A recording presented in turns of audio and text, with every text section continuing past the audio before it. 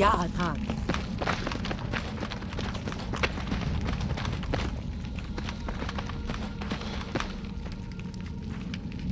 Zion used to be a place of peace, you know. Daniel says that it is holy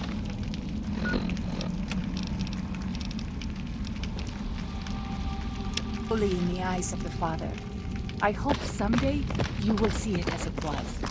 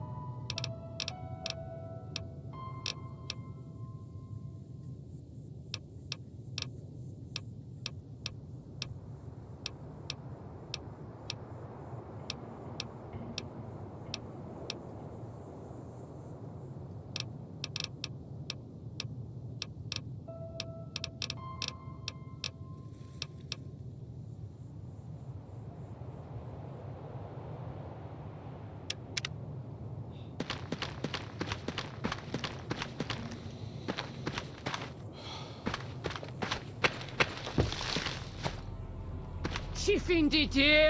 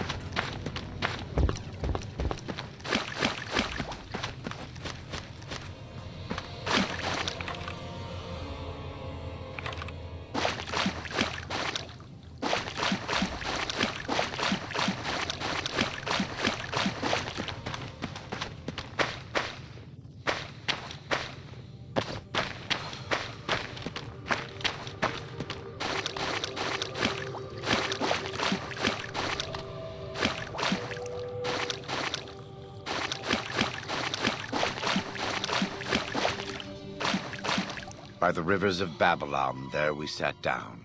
Yea, we wept, when we remembered Zion. Remember, O Lord, the children of Edom in the day of Jerusalem, who said, raise it even to the foundation. O daughter of Babylon, who ought to be destroyed, happy shall he be that rewardeth thee as thou hast served us. Happy shall he be that taketh and dasheth thy little ones against the stones. Do you know what it means? Given those two choices, yes. In the best of all possible worlds, they would just leave us in peace. But they won't. I don't enjoy killing, but when done righteously, it's just a chore, like any other. Practiced hands make for short work. And the good Lord knows there's much to be done here. Happy are those who do the work of the Lord. Zion belongs to God and the people of God. It is a natural temple and monument to his glory. When our Lord entered the temple and found it polluted by money changers and beasts, did he ask them to leave? Did he cry? Did he simply walk away? No. He drove them out. It is one thing to forgive a slap across my cheek, but an insult to the Lord requires...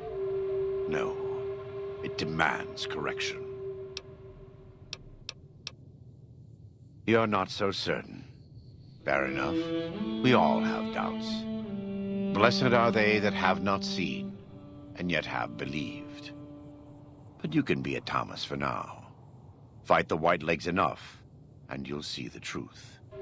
I just hope that by the time you understand, there will still be time to convince Daniel that we have to fight for Zion, to save it, and the sorrows.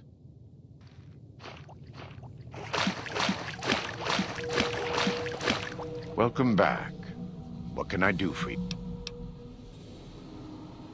I thought he might.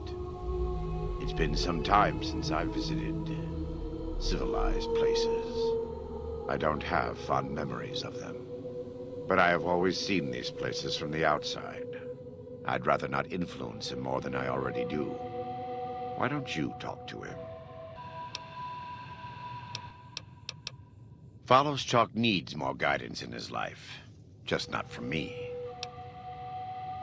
He's a butcher. Believe me, I know the godless fire that burns in his heart. I've been burned by it myself. He's not the kind to let his subordinates do all the killing. No, he likes to have a hand in it, with that spear of his. He's fashioned himself an abomination before the eyes of the Lord. I'm happy to serve as an instrument of divine justice. It's not something I enjoy, but I pray to God that someone may learn from my mistakes. What would you like to know? I was born in Ogden, what people came to call New Canaan. Things were more peaceful when I was growing up. When I was a young man, I went out into the world to do missionary work, as all New Canaanites do. I traveled along the Long 15 and followed 89 south into Arizona. Along the way, I met two men from a group called the Followers of the Apocalypse. Edward Sallow and Bill Calhoun. They came to teach the tribes.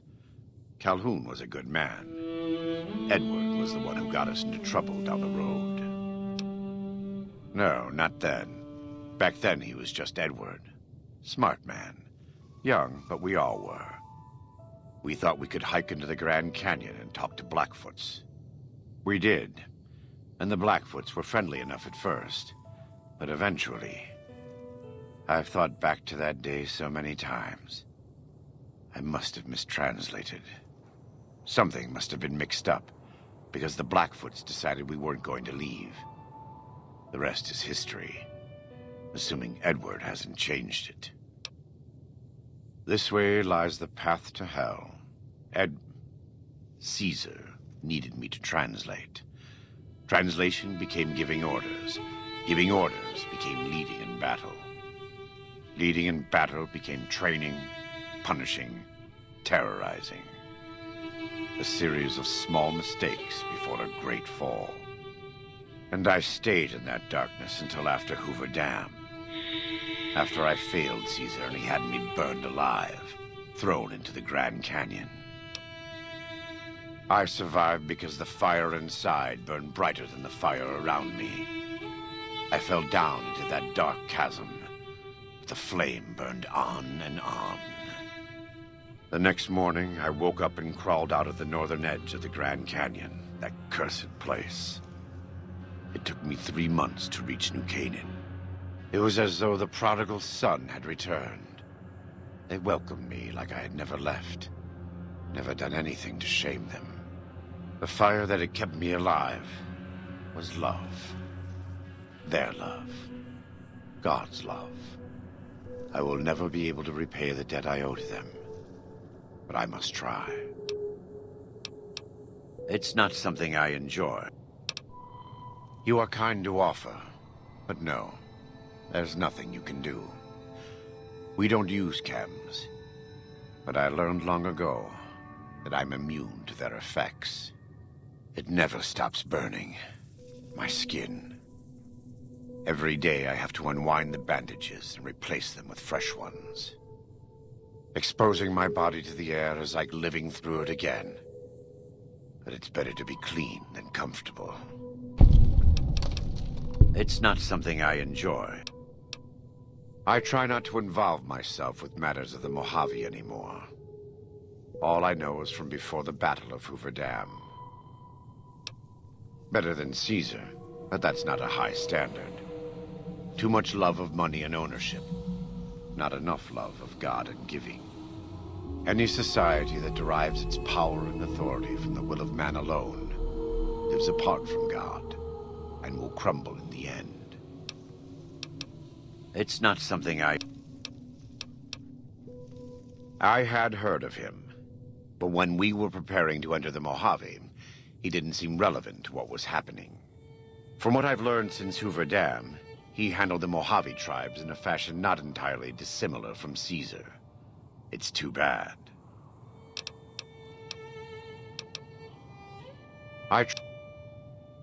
Love the sinner, hate the sin. With Caesar, it's often very difficult to see through all of that sin to the person inside. I can say that we were both lucky that NCR supply lines and land routes north of Mojave Outpost were destroyed before the Battle of Hoover Dam. Something bad happened near Death Valley, at a place called the Divide. NCR couldn't cut across anymore, and it slowed down the reinforcements. Terrible storms ripped entire companies apart before they even got to Nevada soil. The aftermath of Hoover Dam could have been even worse for Caesar. I don't know for certain, and I don't think NCR knows either. Whatever happened at the Divide was too much for them to handle. Our Frumentari told us what they saw. Only fools and madmen would march into a place like that. All roads wind down to the same spot, the grave. They said all that's left there is a gaping wound cut into the earth, cursed and damned. No place for God-fearing folk. It's not something I enjoy.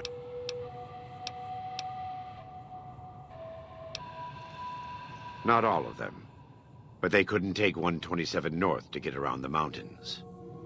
As if Death Valley weren't enough, they had the Divide and Big Empty to deal with. From what the Legion's explorers reported, the Big Empty may as well have been a wall to any living thing approaching it. God be with you.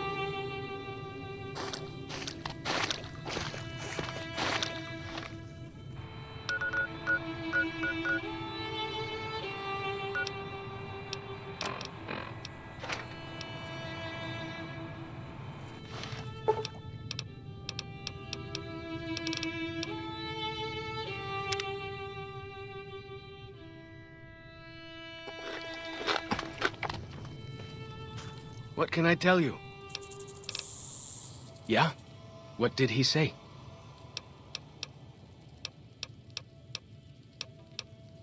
He said that? Well, I guess you have been out there more recently than he has.